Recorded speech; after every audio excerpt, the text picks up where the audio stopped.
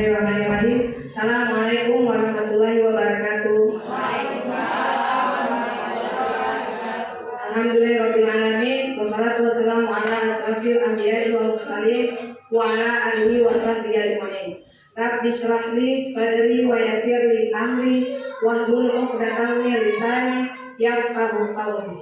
Puji syukur kehadirat Allah Subhanahu wa taala yang mana hari ini kita masih dapat diberikan kesehatan sehingga kita masih dapat berkumpul di ruangan ini dalam rangka pengimbasan budaya positif dari calon guru penggerak kita angkatan 9 SDN Negeri 3 Biring Raya Kabupaten Aceh Timur. Selawat berangkaikan salam sama-sama kita sanjung sajikan pangkuan Nabi besar Muhammad sallallahu alaihi wasallam yang mana berkat ukhuwah dan tauladan beliau sehingga kita berada di alam yang ilmu pengetahuannya yang luar biasa ini. Terima kasih kepada ibu-ibu semua yang telah berkenan hadir ke dalam ruangan ini. Tak lupa pula salam hormat saya kepada Ibu Kepala Sekolah Iin Khairani SPD yang sudi kiranya hadir juga di dalam ruangan ini untuk memberikan arahan dan bimbingan kepada kami semua, Bu. Mudah-mudahan ini menjadi penyemangat bagi guru-guru yang lain sehingga kedepannya akan terlahir guru-guru hebat di SD Negeri 3 Biring Raya ini. Baiklah teman-teman, untuk mempersingkat acara kita yaitu adalah arahan dan bimbingan dari Ibu Kepala Sekolah kita. Kepada Ibu Kepala Sekolah, mohon arahan dan bimbingannya, Bu, untuk kami semua agar budaya positif yang akan diberikan oleh Pak Mulia ini dapat berimbas kepada kita semua, Bu. Waktu dan tempat kami persilakan kepada Ibu.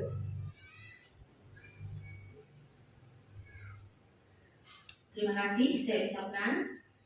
Assalamualaikum warahmatullahi wabarakatuh. Alhamdulillahirabbil alamin wassalatu wassalamu ala asrofil anbiya'i wal mursalin wa ala alihi washabihi ajmain. Pertama-tama marilah kita mengucapkan puji dan syukur atas kehadirat Allah Subhanahu wa taala yang mana pada menjelang siang ini calon CGP angkatan 9 tetap eksis melaksanakan tugasnya sebagaimana yang diminta oleh PP-nya. Seiring salam, marilah kita sajikan kehadiran Nabi besar kita Muhammad SAW yang telah membawa kita umatnya dari alam jahiliyah ke alam Islamiyah yang kita rasakan saat ini. Alhamdulillah, SDN Negeri 3 Biring Raya sampai hari ini telah memecahkan rekor menjadi 6 orang CGP yang berasal dari SDN 3 Biring Raya. Ini merupakan satu kebanggaan dan kehormatan bagi saya yang baru menjalankan posisi kepala sekolah masih balita, masih sekitar 1 tahun lebih sedikit, sedangkan dulunya sudah mencapai prestasi yang begitu membanggakan. Itu merupakan satu kebanggaan bagi saya. Semoga akan dicapai oleh CGP-CGP yang ada di SDN 3 Biring Raya, baik itu materi-materinya dapat diterapkan kepada teman sejawatnya dan dapat diterapkan kepada peserta didiknya. Semoga budaya positif yang telah dipelajari oleh para CGP tadi dapat diterapkan ke SD kita menjadi budaya positif yang betul-betul telah menjadi tertanam kepada siswa kita. Budaya positif tadi misalnya untuk yang ringan-ringan dulu, misalnya untuk membuang sampah jangan kemana-mana, harus kepada tempatnya, pada tong sampahnya. Untuk awal ini kita dulu yang akan kita terapkan kepada peserta didik di SD Negeri 3 Biring Raya. Terima kasih kepada para CGP yang telah begitu antusias dalam menjalankan tugasnya. Semoga bertambah sukses selalu. Kami sini mendoakan kesuksesan para CGP agar lulus dengan nilai terbaik. Terima kasih. Saya akhiri. Wabillahi taufiq wal hidayah. Assalamualaikum warahmatullahi wabarakatuh. Waalaikumsalam warahmatullahi wabarakatuh. Baik, terima kasih kepada Ibu Kepala Sekolah kami yang telah memberikan arahan dan bimbingannya kepada kita semua agar mudah-mudahan budaya positif yang telah diterapkan dan dipaparkan oleh Bapak Mulia nanti dapat kita terapkan di kelas kita masing-masing, baik itu kepada anak didik kita maupun kepada kita sesama rekan sejawat. Baiklah, selanjutnya acaranya yaitu adalah pemaparan secara langsung dari calon guru penggerak angkatan 9 Bapak Mulia Risa SPD Semoga kita semua dapat mendengarkan pemaparan budaya positif yang diberikan oleh Bapak Mulia, dan itu bisa menjadi semangat bagi kita semua bahwa akan menjadi perubahan bagi sekolah kita di masa yang akan datang, terutama perubahan bagi peserta didik kita semua. Nah, kepada Bapak Mulia, waktu dan tempat kami persilakan. Warahmatullahi wabarakatuh. Terima kasih kepada Ibu Kepala Sekolah yang telah memberikan kesempatan saya untuk melakukan pengibasan budaya positif SDN 3 Bidang Raya di komunitas praktisi guru gemilang SDN 3 Bidang Raya. Baiklah Bapak Ibu yang saya hormati, puji serta syukur kehadiran Allah Subhanahu wa taala yang mana telah memberikan kita kesehatan dan kesempatan agar kita bisa berada di sini melakukan kegiatan rutin seperti biasa. Salawat serta salam kepada baginda besar Nabi besar Muhammad SAW yang mana telah membawa kita dari alam kebodohan ke alam yang penuh ilmu pengetahuan seperti kita rasakan saat ini. Yang saya hormati Bapak dan Ibu guru SDN 3 Bidang Raya, izinkan saya di sini ingin melakukan pengibasan budaya positif pada SDN 3 Bidang Raya. Sebelum kita memulai pengibasan ataupun materi yang saya berikan, di sini saya ingin menampilkan satu video tentang ada pesan moral di dalam video tersebut. Jadi saya ingin tampilkan kepada Bapak Ibu dan bisa dipahami alur video tersebut. Ya.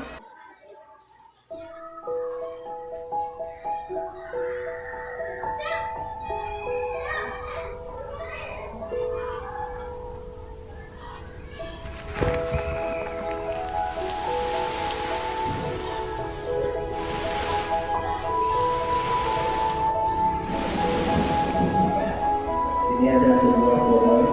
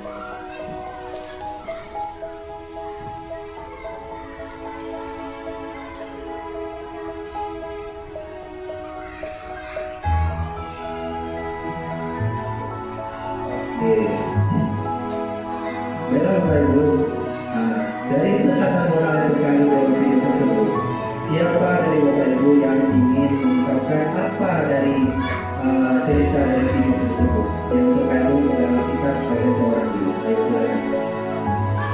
Ini coba.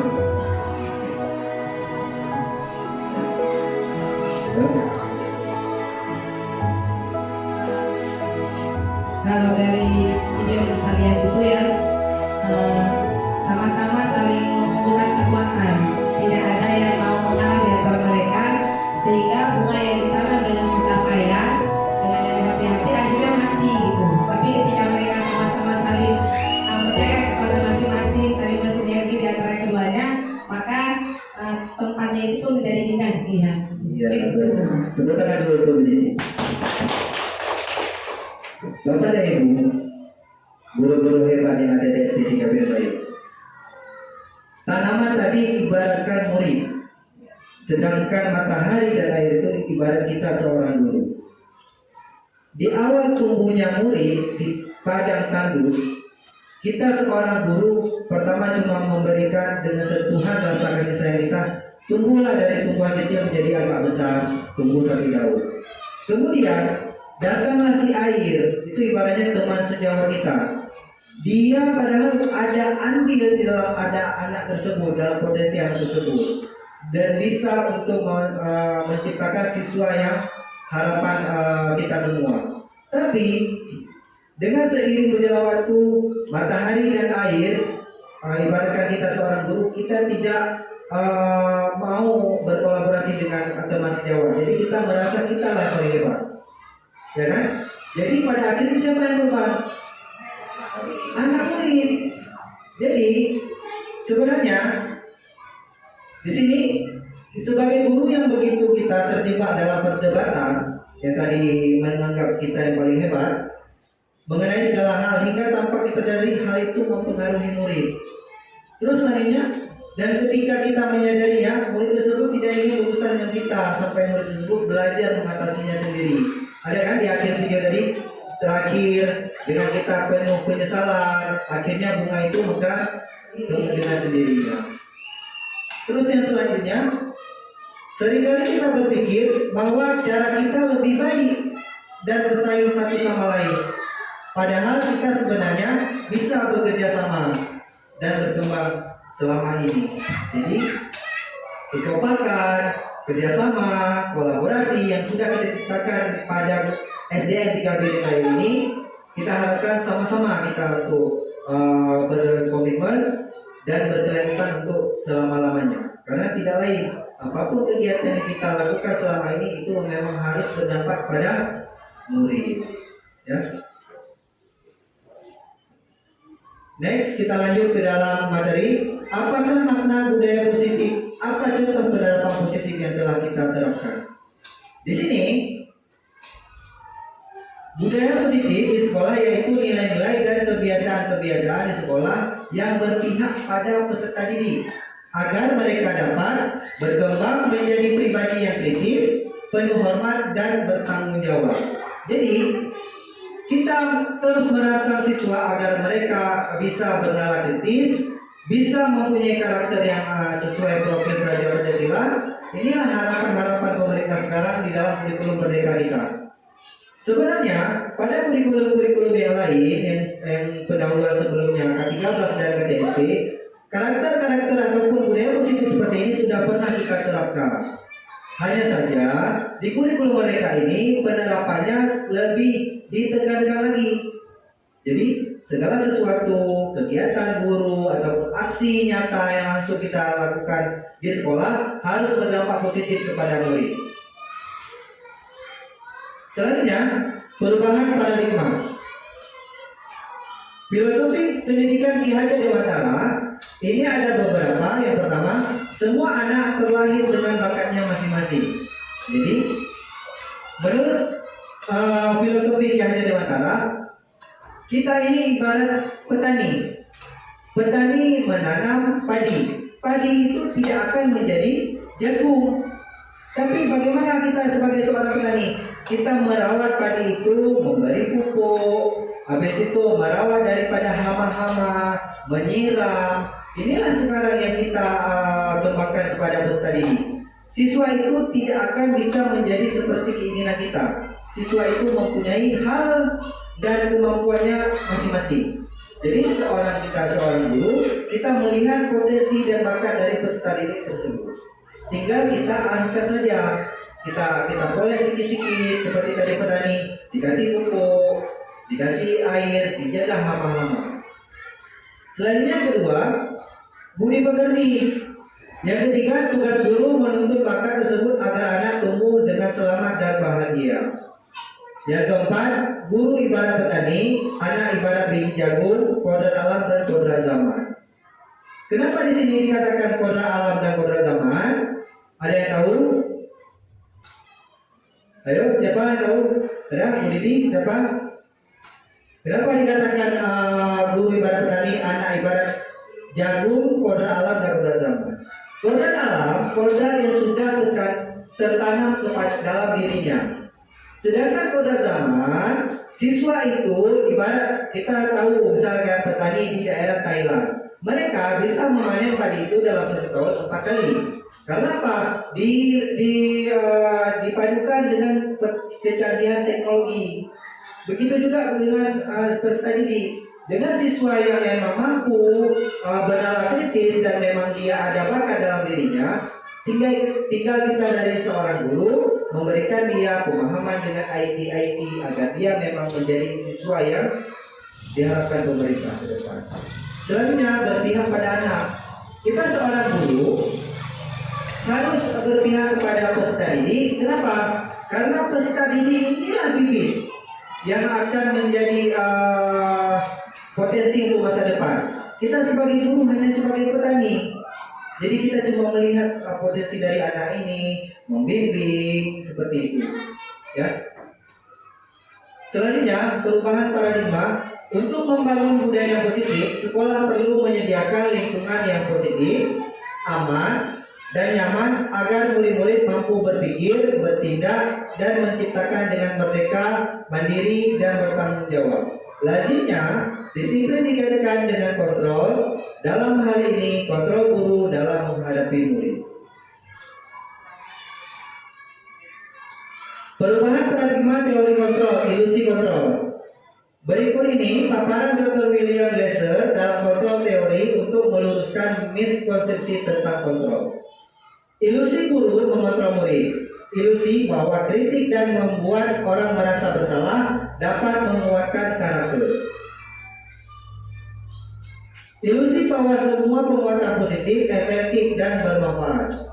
Ilusi bahwa orang dewasa memiliki hak untuk memaksa. Ini miskonsepsi. Jadi, dengan guru mengontrol murid, bahwa siswa akan merasa bersalah dan menguatkan karakter. Ini misal, anak dia waktu di dalam pembelajaran dia contohnya misal kita lagi mengajar matematika, siswa tersebut tidak suka dengan pelajaran matematika. Jadi kita marah ataupun kita beri dia dengan tugas-tugas matematika. Udah, itu miskonsepsinya. Yang benarnya bagaimana paradigma pembelajaran sekarang? Siswa yang tidak mampu ataupun tidak menyukai pelajaran matematika, kita beri dia materi dengan gaya ataupun media ajar yang lain, tapi menjurus ke matematika. Jadi kita kasih penguatan sikit-sikit agar pelan-pelan dia akan nanti menyukai matematika seperti itu. Jadi tidak bisa lagi kita sekarang memaksakan kamu harus jadi ini, kamu harus jadi polisi, kamu harus jadi guru, tidak. Jadi setiap potensi pada anak tersebut sudah ada masing-masing bawaan dari kodrat alam tersebut. Ya, ini perubahan paradigma stimulus respon teori kontrol. Bisakah kita mengontrol seseorang? Stimulus responnya, kita mencoba mengubah orang agar berpandangan sama dengan kita. Teori kontrolnya, kita berusaha memahami pandangan orang lain tentang dunia. Di sini, ini stimulus, ini teori. Kita mencoba mengubah orang agar berpandangan sama dengan kita. Sedangkan teori kontrolnya, kita berusaha memahami pandangan orang lain tentang dunia. Iya kan? Ini kan tidak ini memaksa, sedang ini memberi pemahaman yang pelan-pelan gitu kan. Terus yang kedua, perilaku buruk dilihat sebagai suatu kesalahan. Kita menganggap seseorang melakukan perilaku buruk itu karena dia memang sudah bersalah, padahal ada alasan tersendiri kenapa dia melakukan hal tersebut. Semua perilaku memiliki tujuan. Jadi seperti yang dikatakan kemarin yang sudah dikatakan oleh pengawas kita, seseorang anak itu mencuri, dia ada alasan tertentu. Jadi sebagai seorang guru, kita harus mengetahui dulu apa alasan dia. Jangan kita memvonis bahwasanya anak itu bersalah.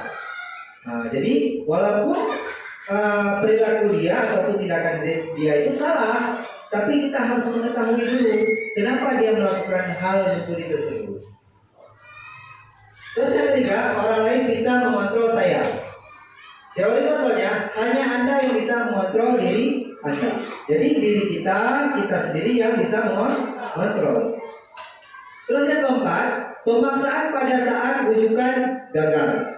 Teori kontrolnya, kolaborasi dan kesepakatan menciptakan pilihan-pilihan baru. Yang kelima terakhir, model berpikir menang atau kalah. Sedangkan teori kontrol, model berpikir menang-menang. Jadi di saat kita melakukan investigasi ataupun memvalidasi tindakan seseorang yang salah, di situ tidak ada yang antara menang dan kalah.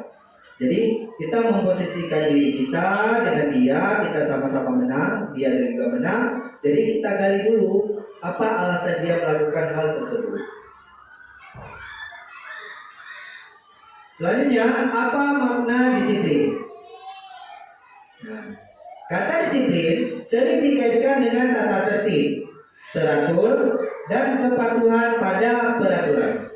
Kata disiplin juga sering dihubungkan dengan hukuman.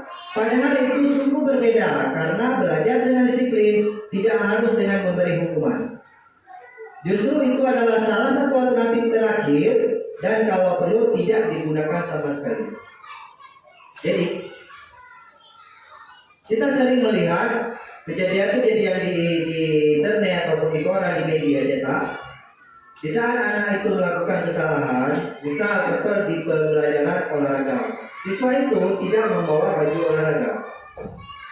Jadi kita melihat di situ sang guru melakukan tindakan hukuman dengan memberikan siswa itu hukuman lari keliling lapangan misal 100 kali. Sedangkan pada hakikatnya sebenarnya guru tersebut tidak perlu memberikan hukuman seperti itu. Cukup dengan memberikan nasihat, mencari informasi alasan kenapa dia tidak membawa baju olahraga. Apakah baju itu basah ataupun sudah koyak, ataupun siswa itu belum beli baju olahraga, dan seperti itu. Ki Haji Dewantara mengatakan bahwa untuk mencapai kemerdekaan atau dalam konteks pendidikan kita saat ini dan untuk menciptakan murid yang merdeka, syarat utamanya adalah harus ada disiplin yang kuat. Disiplin yang kuat di sini dikatakan disiplin yang pada diri sendiri, yang memiliki motivasi internal dari dalam diri. Jika tidak memiliki motivasi internal, maka kita memerlukan pihak lain untuk mendisiplinkan kita. Di sini kita di posisi di guru, kita posisi guru bisa mengontrol, bisa mendisiplinkan siswa, memberi nasihat-nasihat dan beberapa memberikan nasihat kepada peserta didik tersebut. Jadi kita menanamkan rasa kedisiplinan peserta didik tersebut dari diri dia dulu. Jadi lebih dari itu baru kita sebagai seorang guru baru memberikan bantuan apabila ada terkendala pada diri anak tersebut. Selanjutnya, teori motivasi perilaku manusia. Yang pertama, untuk menghindari ketidaknyamanan hukuman, apa yang akan terjadi apabila saya tidak melakukannya? Jadi di sini ada kata pernyataan ataupun pertanyaan, apa yang akan terjadi apabila saya tidak melakukannya? Ini adalah salah satu motivasi eksternal karena dia berpikiran ada akibat, ya kan? Apa yang terjadi? Jadi kalau dia tidak melakukannya, dia ada efek, ada akibatnya. Sedangkan yang kedua, untuk mendapatkan imbalan dari orang lain. Contohnya, apa yang akan saya dapatkan apabila saya melakukannya? Jadi dia mengharapkan imbalan. Yang ketiga, untuk menghargai diri sendiri menjadi insan sesuai harapan kita. Contohnya, saya akan menjadi orang yang seperti apa bila saya melakukannya. Jadi kita bertanya kepada diri sendiri, saya akan menjadi seorang apa, seperti apa bila saya melakukannya. Lakukan, misal dari siswa, kita membilang pada siswa itu bertanya pada diri sendiri, saya mau jadi apa kalau saya tidak belajar? Jadi saya mau jadi apa kalau saya rajin belajar? Jadi itu motivasi internal dari inilah yang dikatakan motivasi internal tujuan disiplin positif. Terus selanjutnya di sini ada diagram bulat tentang budaya positif. Yang pertama di tengah-tengah ada peraturan kelas, keyakinan kelas dan lingkungan positif. Ini saling berkesinambungan. Dengan kita melakukan peraturan kelas di dalam kelas, maka muncul keyakinan kelas. Setelah muncul keyakinan kelas, bakal menjadikan lingkungan yang positif. Dengan adanya lingkungan yang positif, maka terjadinya budaya positif. Inilah yang dikatakan suatu perilaku yang membudaya. Jadi kita mulai dari hal yang terkecil dulu di dalam kelas dengan membuatkan peraturan kelas di dalam kelas kita masing-masing. Terus selanjutnya keyakinan kelas, hukuman dan penghargaan. Mengapa tidak peraturan saja? Mengapa harus keyakinan kelas? Kan ada pertanyaan. Mengapa kita memiliki peraturan harus menggunakan helm bila mengendarai kendaraan roda 2? Itu yang pertama. Mengapa kita memiliki peraturan 3M menggunakan masker, mencuci tangan dan menjaga jarak 1,5 meter? Yang ketiga, mengapa kita memiliki peraturan harus datang tepat waktu pada saat mengikuti pelatihan? Untuk mendukung motivasi estetik, kembali ke nilai-nilai keyakinan yang lebih menggerakkan seseorang dibandingkan mengikuti serangkaian peraturan-peraturan. Di sini keyakinan kelas, hukuman dan penghargaan. Untuk soal yang pertama, mengapa kita memiliki peraturan harus menggunakan helm bila mengendarai kendaraan roda 2? Ini apa? Keyakinan kelas, hukuman, atau penghargaan?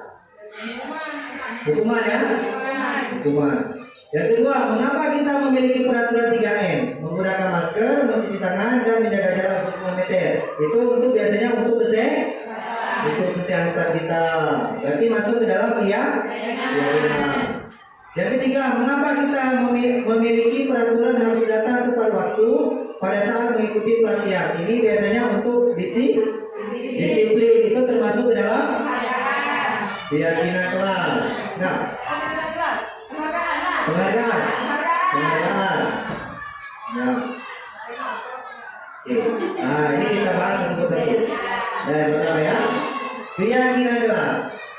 Keyakinan kelas adalah nilai-nilai kebajikan atau prinsip-prinsip universal yang disepakati bersama secara universal, lepas dari latar belakang suku, negara, bahasa ataupun agama.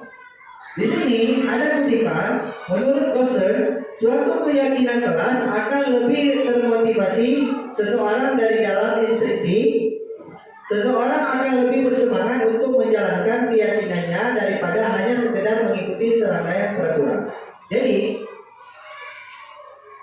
apabila seseorang sudah memang contohlah kesadaran diri dia tidak ada, katakanlah di peraturan lampu lalu lintas, kita cuma takut memakai helm di saat kita melihat polisi. Padahal diciptakannya satu helm bukan untuk polisi, tapi untuk diri kita sebagai keselamatan. Itulah muncul kita sadar, saya memakai helm karena untuk menjaga keselamatan saya dalam berkendara. Itulah yang dikatakan motivasi intrinsik dari dalam diri kita. Sedangkan apabila dia taruh helm di depan, begitu ada polisi dia pakai, berarti dia itu cuma untuk melakukan di peraturan. Dia cuma lihat peraturannya aja, tapi dia tidak memahami dari dalam diri dia. Nah, selanjutnya pembentukan keyakinan kelas.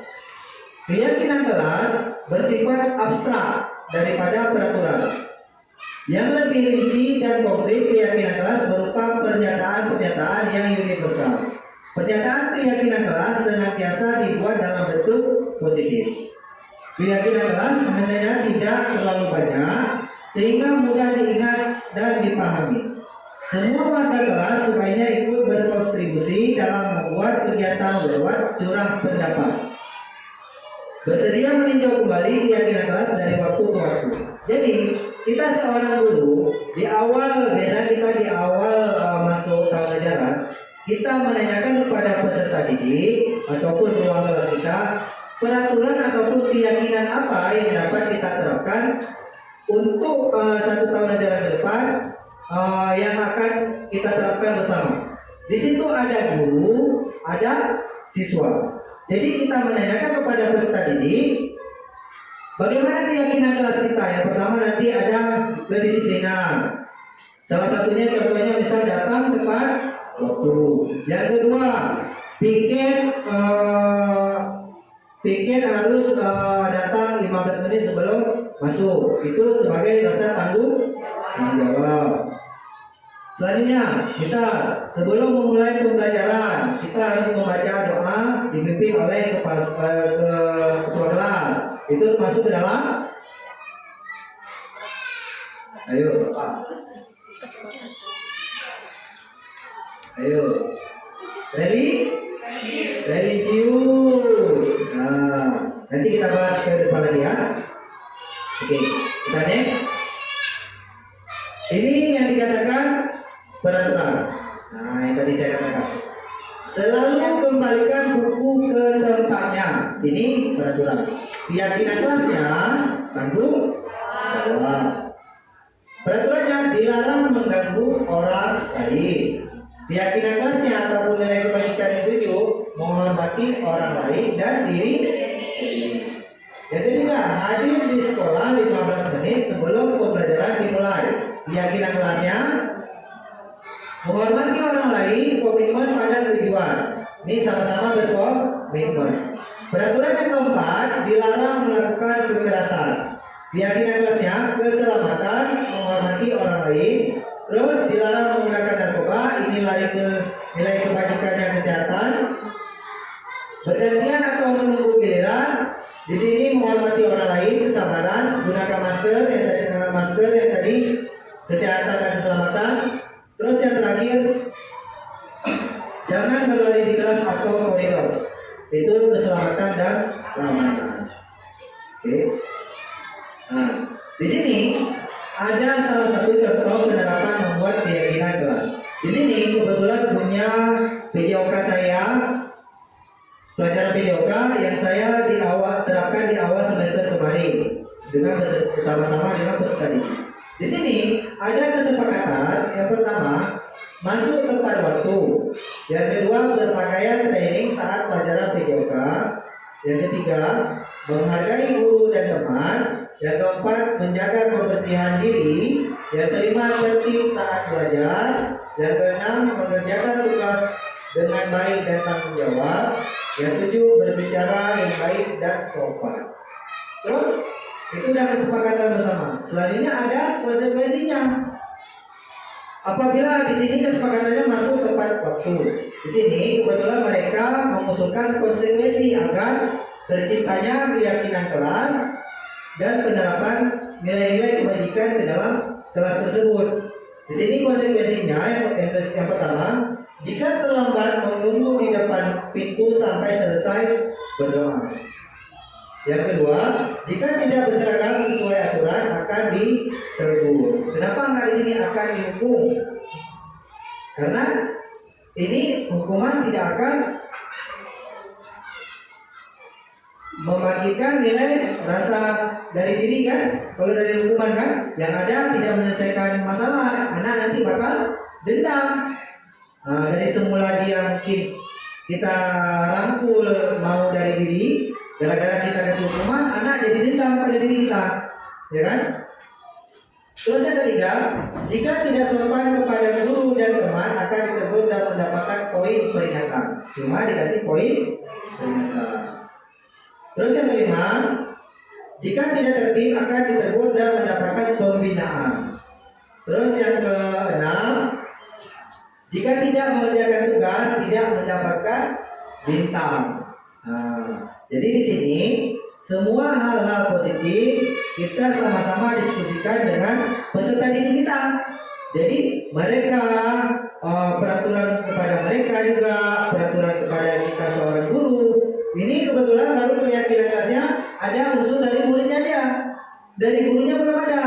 Jadi apabila guru terlambat apa ininya? Konsekuensinya. Kita harus konsultasikan juga dengan siswa tersebut. Jangan hanya kita kasih keyakinan kepada siswa, tapi gurunya tidak. Namanya kan keyakinan kelas. Jadi segala orang yang ataupun elemen yang ada di dalam kelas itulah yang menjadi objeknya. Ya.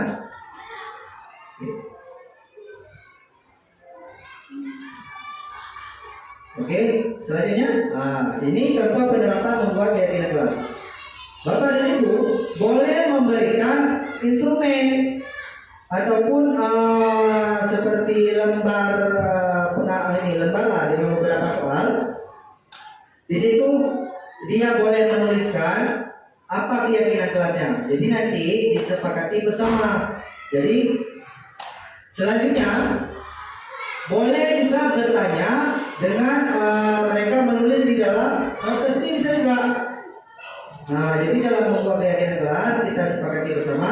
Mereka boleh mengungkapkan pendapat mereka baik dari lisan maupun dengan tulisan. Oke, next. Di sini ada dihukum oleh penghargaan. Penghargaan jangka pendek dan jangka panjang. Penghargaan menghukum, penghargaan mengurangi ketepatan, penghargaan tidak efektif, penghargaan merusak hubungan.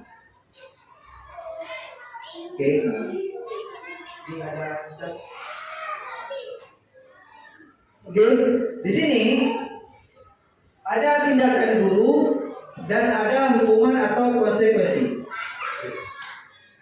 Saya ingin bertanya kepada Bapak dan Ibu, Untuk soal yang pertama, mencetak 100 kali di dalam buku kalimat, saya tidak akan terlambat lagi karena terlambat ke sekolah. Kita memberikan, apabila siswa itu terlambat, kita memberikan buku ini, suruh mencatat 100 kali di dalam bukunya. Saya tidak akan terlambat lagi. Ini termasuk apa? Hukuman atau apa? Konsekuensi. Coba kita tengok. Nah, hukuman. Oke, ya kan? Terus yang kedua, lari mengelilingi lapangan basket 2 kali karena terlambat lagi, jadi termasuk ke dalam hukuman. Murid diminta untuk push up 14 kali karena tidak menggunakan masker, itu hukuman. Menggantikan tugas teman yang telah dicoret-coret, itu konsekuensi.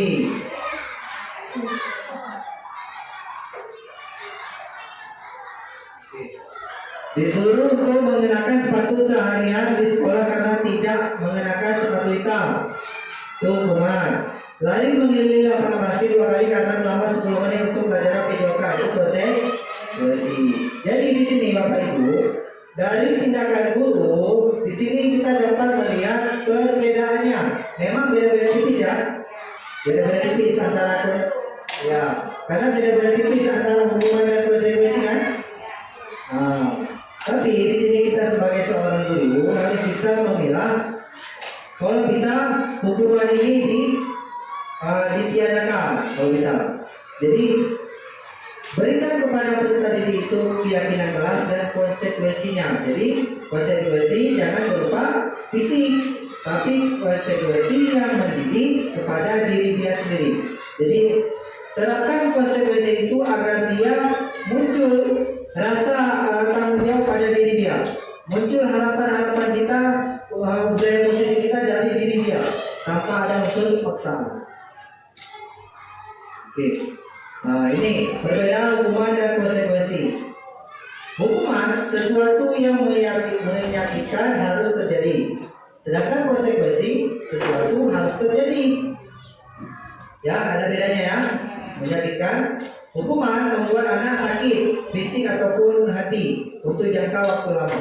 Sedangkan konsekuensi membuat anak merasa tidak nyaman dalam jangka waktu pendek.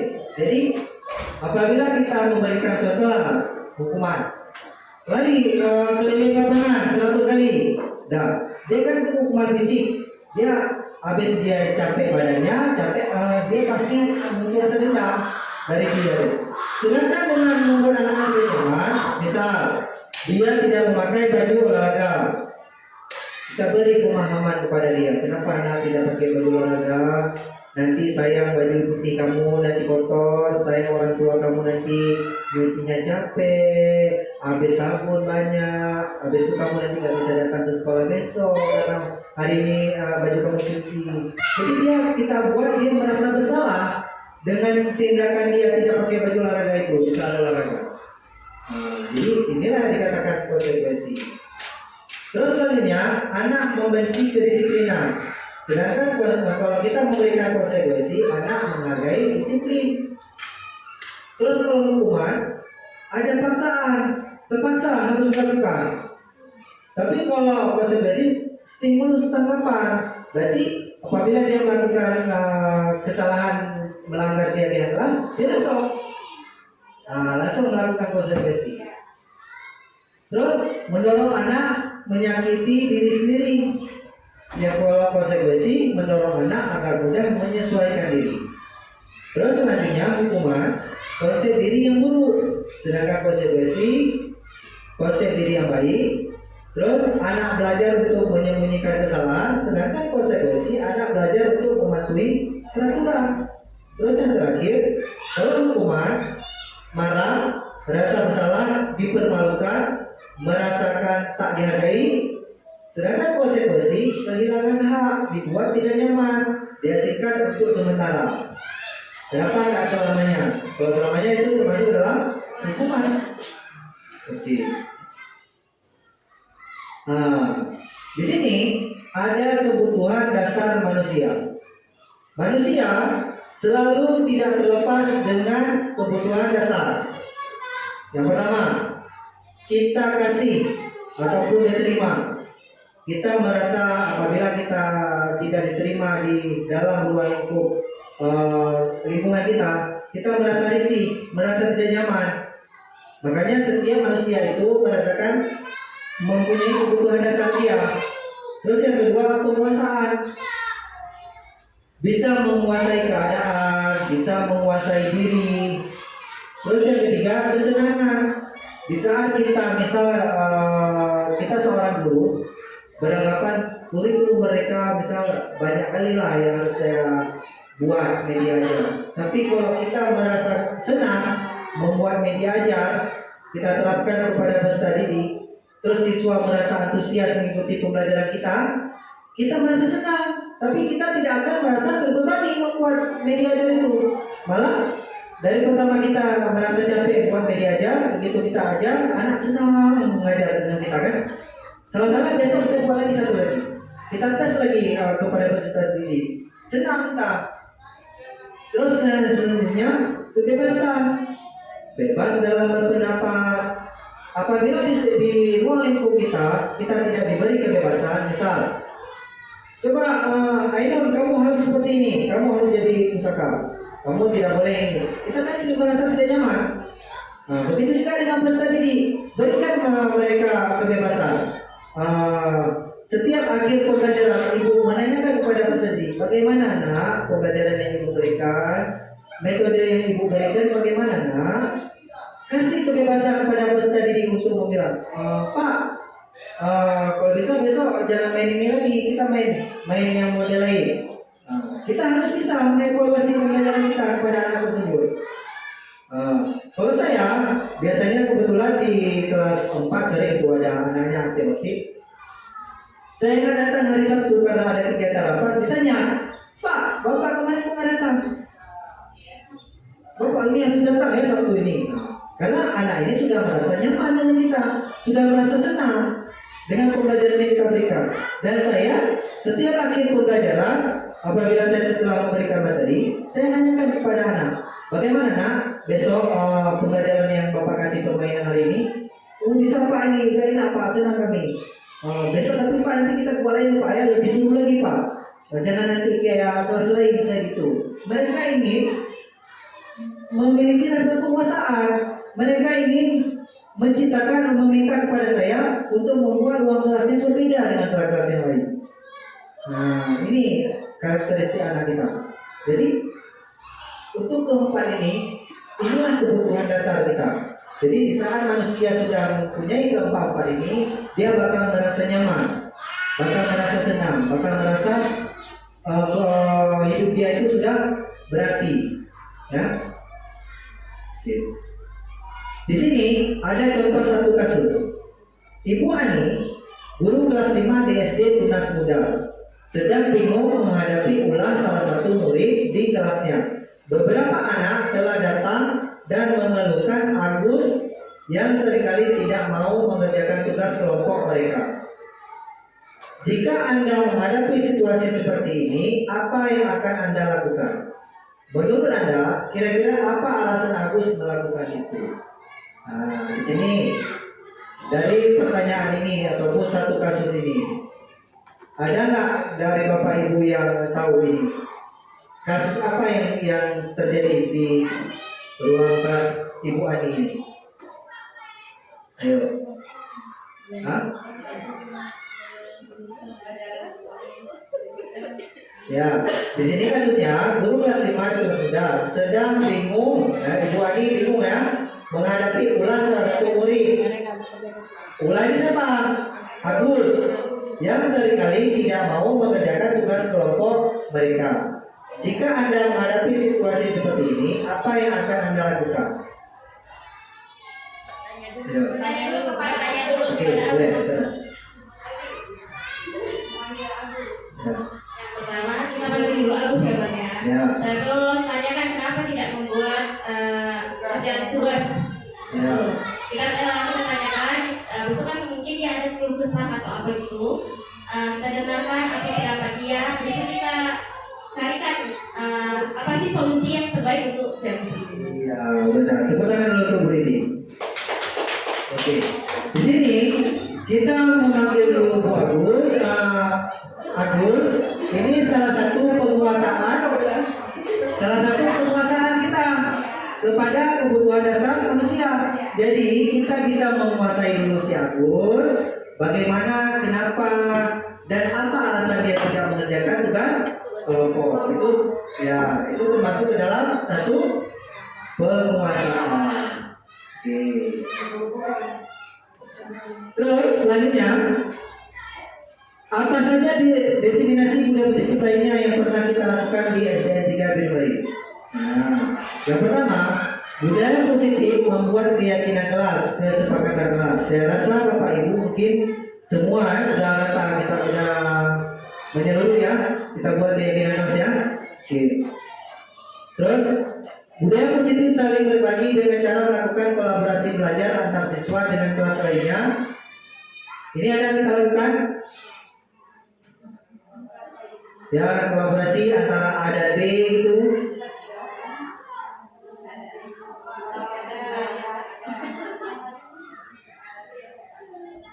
Ya, kelas A dan B ya. Oke. Terus budaya positif berbaris di depan. Ini ada semua ya. Oke. Yang keempat, budaya positif melalui kegiatan membaca surah Yasin pada setiap Jumat. Ini ada ya, sudah kita lakukan.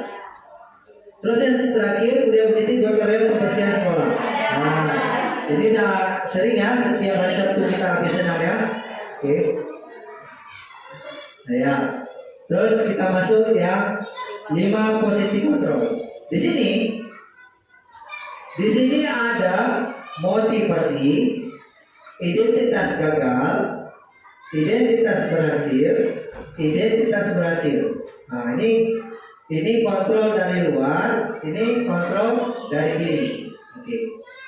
Di sini ada tabel menghindari, ini identitas gagal, menghindari hukuman, penghukum, pembuat rasa bersalah. Sedangkan identitas berhasil sukses kontrol dari luar, mengharapkan imbalan atau ketergantungan pada orang lain. Ini oleh teman ataupun pemantau.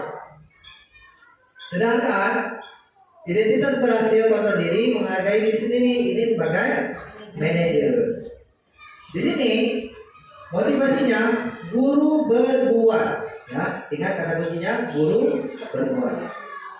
Penghukum menghardik, menunjuk-nunjuk, menyakiti, menyindir. Nah, itu salah satu kalau guru berbuat misal kamu ini ya. Di sini kita lihat ada guru berkata. Sebagai kita penghukum, kalau kamu tidak melakukannya, awas ya, rasakan. Itu kita sebagai penghukum. Selanjutnya, guru berkata, tapi sebagai pembuat rasa bersalah. Kamu seharusnya, kamu sudah tahu, ibu lelah sekali mengatakannya. Ibu stres. Itu kita memberikan kata-kata itu kepada peserta didik, itu termasuk dalam membuat rasa bersalah. Selanjutnya, sebagai teman bagaimana? Ayolah, lakukan demi ibu. Masa kamu tidak mau? Ingat, ibu tidak pernah bantu.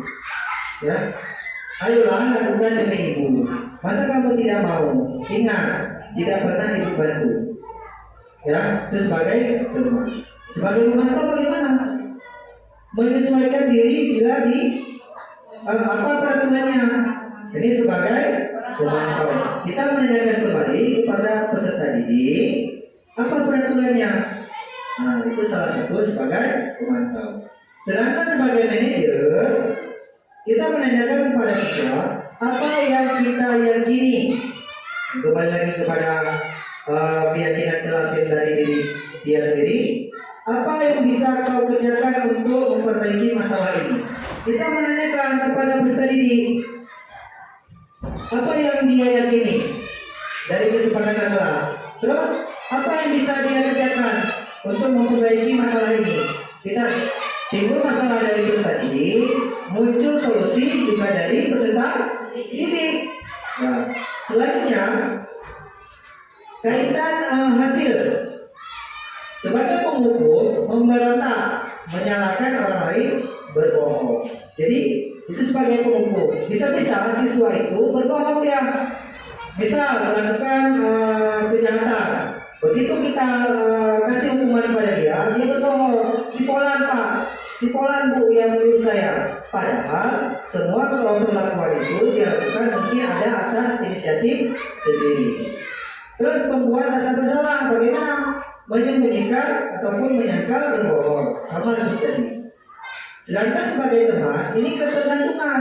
Jadi seorang siswa itu menganggap diri kita sebagai seorang guru sebagai temannya, dia bakal merasa ketergantungan. Jadi begitu kita tidak ada lagi berteman dengan dia ataupun memposisikan diri sebagai teman dia akan merasa tidak bisa lagi memecahkan masalah itu lagi.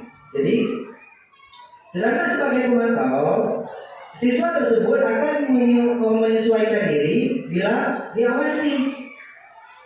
Misal ini ada ibu ini, saya putus sampah. Tapi begitu ibu ini tidak ada lagi, dia tidak akan putus sampah lagi karena tidak ada muncul motivasi dari diri.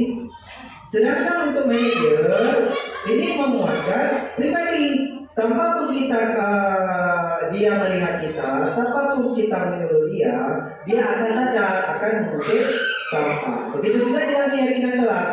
Tanpa pun dia melihat gurunya, tanpa pun dia memikirkan imbalan ataupun atas dasar dia melakukan keyakinan kelas itu, dia memang datang tepat waktu sesuai keyakinan kelas. Dia tidak mengharapkan nilai, saya ini datang tepat waktu dapat nilai karena Ibu Didi bilang kemarin dapat nilai 100. Jadi dia tidak akan merasa itu lagi.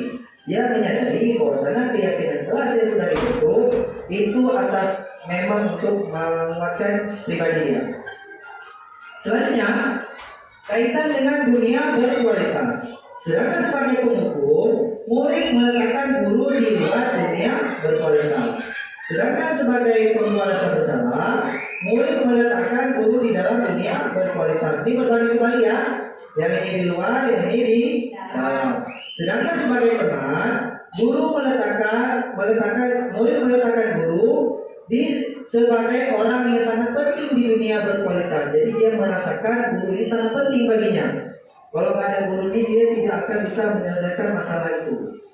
Sedangkan sebagai pemantau, murid meletakkan guru, peraturan, dan hukum di dunia berkualitas. Dan di posisi manajer, murid meletakkan dirinya sebagai individu yang positif dalam dunia berkualitas. Jadi, kita seorang guru harus menerapkan memang nilai-nilai dari posisi manajer. Kenapa seperti harus posisi manajer? Karena dengan kita memposisikan diri kita sebagai manajer, siswa tidak akan ketergantungan dengan kita. Siswa ketergantungannya dengan diri sendiri. Terus yang terakhir dampak pada murid. Yang pertama sebagai posisi penghukum. Ini mengulangi kesalahan. Habis kita misal siswa melakukan tidak disiplin, tidak masuk tepat waktu, kita hukum harus cabut rumput. Bisa-bisa siswa tersebut akan melakukan hal itu kembali lagi. Kalau cuma cabut rumput, saya kan tak belajar. Nah, jadi siswa itu akan memikirkan seperti itu. Sedangkan dengan merasa pembuat bersalah, merasa rendah hati. Begitu dia melakukan tidak datang, suruh cabut rumput, dia merasa kita kasih nasihat, dia merasa yang saya lakukan ini adalah salah gitu. Sedangkan untuk sebagai teman, dia bakal lemah, tidak mandiri dan tergantung pada guru itu. Sedangkan untuk pemantau, dia menitik beratkan pada sanksi atau hadiah yang untuk dirinya. Ya. Sedangkan posisi guru sebagai manajer, sebagai mengevaluasi diri, bagaimana cara memperbaiki diri. Jadi siswa itu dia menggali kesalahan dia sendiri, terus mengevaluasi ini perilaku yang salah saya lakukan. Terus dia muncul inisiatif bagaimana cara saya memperbaiki diri saya akan menjadi siswa yang sesuai keyakinan kelas tersebut. Selanjutnya kita masuk ke restitusi. Apa itu restitusi? Restitusi adalah proses menciptakan kondisi bagi murid untuk memperbaiki kesalahan mereka, sehingga mereka bisa kembali pada kelompok mereka dengan karakter yang lebih kuat. Nah, ini menurut dosen tahun 2004. Nah, ada berapa ciri restitusi? Ada 9. Yang pertama, bukan untuk menebus kesalahan, namun untuk belajar dari kesalahan. Yang kedua, memperbaiki hubungan antar sesama teman ataupun dengan lingkungan. Yang ketiga, tawaran bukan paksaan. Yang keempat, restitusi menuntut untuk melihat ke dalam diri sendiri. Yang kelima, restitusi mencari kebutuhan dasar yang mendasari tindakan. Yang keenam, restitusi diri adalah cara yang paling baik untuk memperbaiki diri. Yang ketujuh, restitusi fokus pada karakter bukan tindakan. Yang kedelapan, restitusi fokus pada solusi. Yang terakhir 9, restitusi mengembalikan murid yang berbuat salah pada kelompoknya. Jadi, apabila kita menerapkan restitusi kepada peserta didik ataupun yang siswa yang bermasalah, kita wajib untuk memposisikan diri kita, memberikan ada beberapa cara restitusi nanti saya jelaskan ke depan.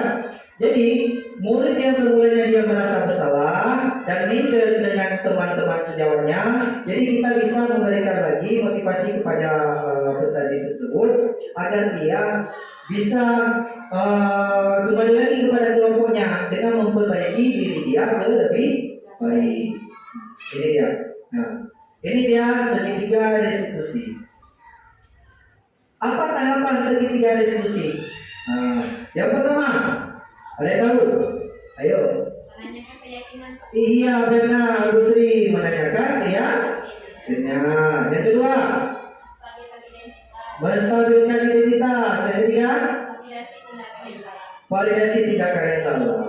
Jadi di sini segitiga restitusi ini, yang pertama misal menanyakan keyakinan. Di sini apa aja? Nilai-nilai apa yang telah kita sepakati?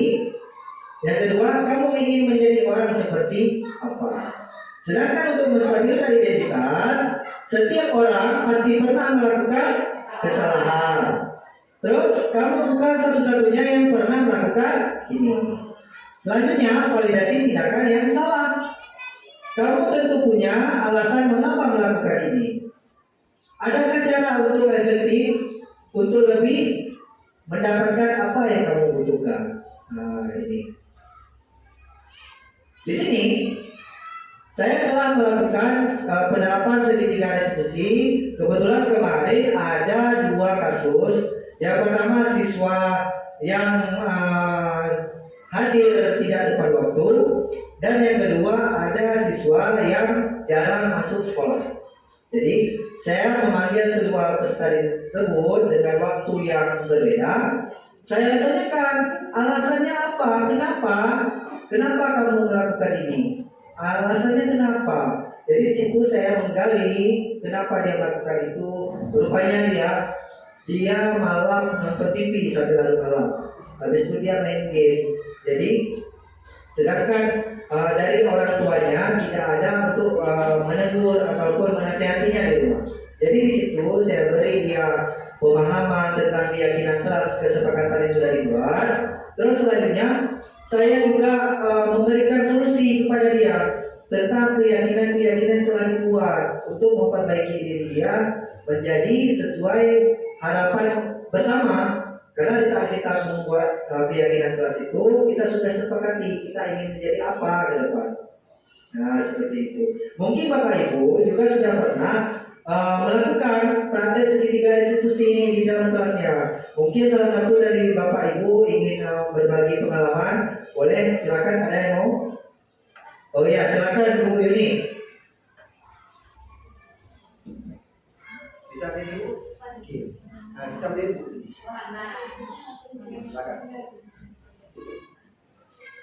Assalamualaikum warahmatullahi wabarakatuh. Waalaikumsalam warahmatullahi wabarakatuh.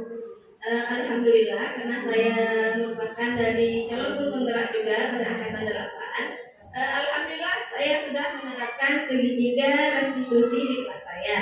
Itu ketika murid saya melakukan kesalahan, saya melakukan segitiga restitusi dengan 3 langkah yang seperti Bapak Mulia jelaskan tadi. Yang pertama dengan menanyakan keyakinan. Di situ saya menanyakan keyakinan kelas apa yang telah dilanggar oleh murid tersebut. Yang kedua, saya melakukan menstabilkan identitas. Di situ saya kamu ingin menjadi orang seperti apa gitu. Kemudian yang ketiga, validasi tindakan yang salah. Kamu tentu punya alasan mengapa melakukan itu. Karena terkadang anak-anak membuat suatu kesalahan punya alasan tertentu. Jadi kita tidak boleh langsung menghukumnya. Dengan adanya segitiga restitusi ini, saya berharap dapat menciptakan kondisi murid untuk memperbaiki kesalahan. Seperti itu Bapak Mulia. Iya. Terima kasih kepada Bu Yedi. Tepuk tangan untuk kita semua. Selanjutnya mungkin Bapak Ibu ada yang ingin berbagi pengalaman lagi, mungkin Bu Julida, silakan.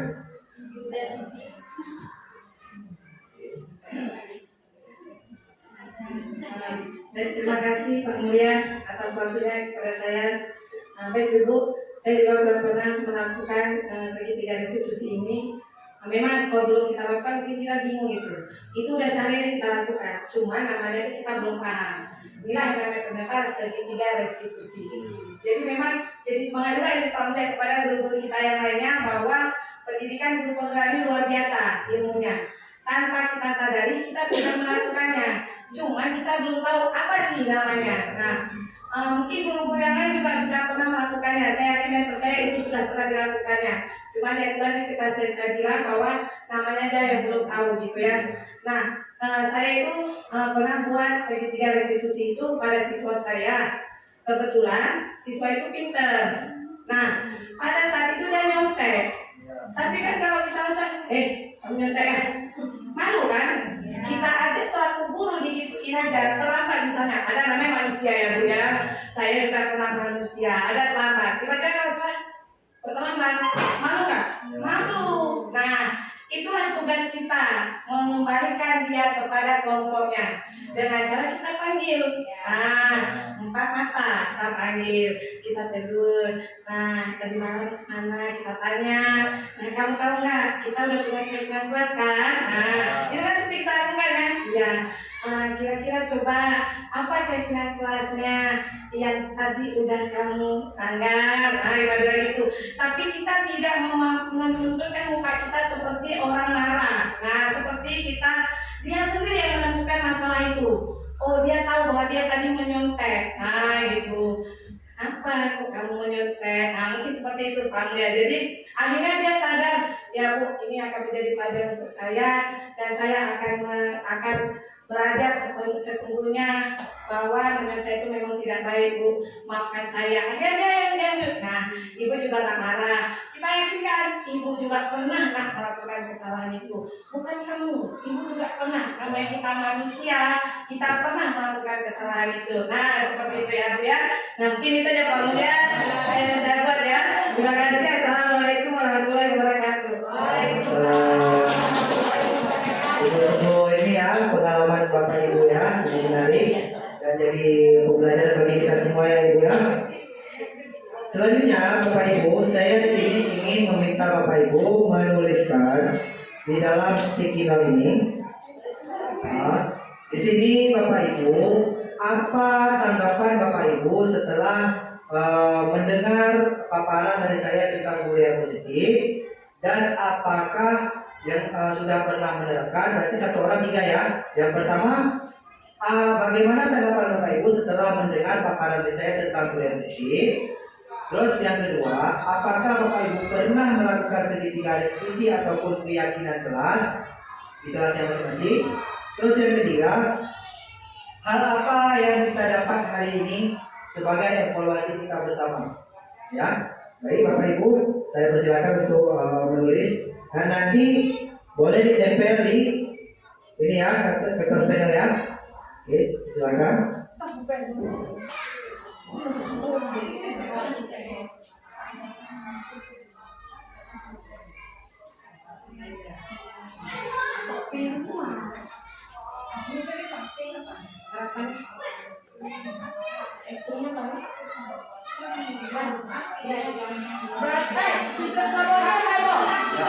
orang 3. Ya, soal yang pertama di sini. Ya. Enggak, satu.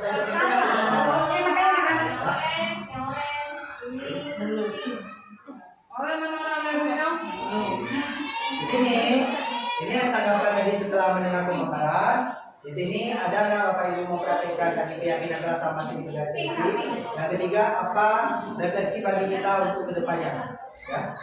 Ini yang nomor 1 oren, nomor 2 koneng, nomor 3 koneng. Koneng nggak koneng? Anak koneng itu satu. Boleh diulang Bapak. Ping. Masuk mana? Sudah siap semua? Oke, bagi yang sudah siap, boleh ditempelkan ke kertas planner. Silakan Bu.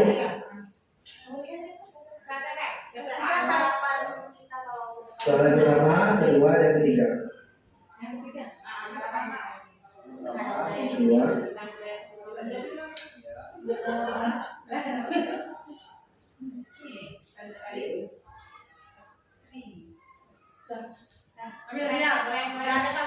Oke. Sini nokong kali kami. Halo. Abang dia boleh loh.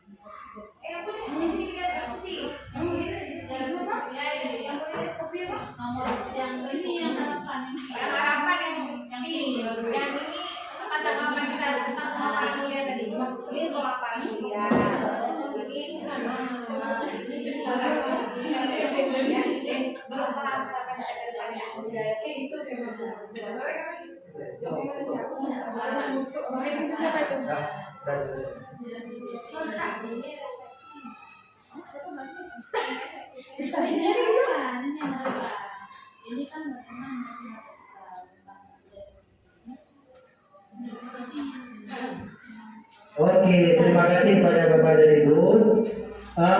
Di sini saya membacakan sekilas.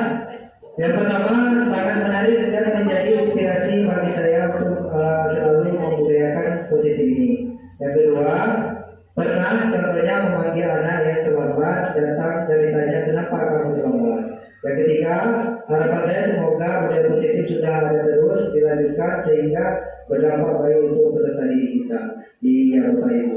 Ini harapan kita semua.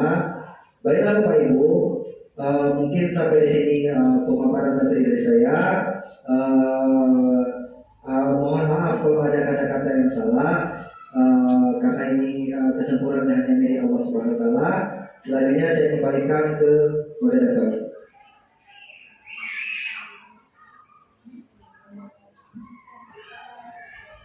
Terima kasih kepada Pak Mulia Risa yang telah memberikan pemaparan yang cukup luar biasa kepada kita semua tentang budaya positif.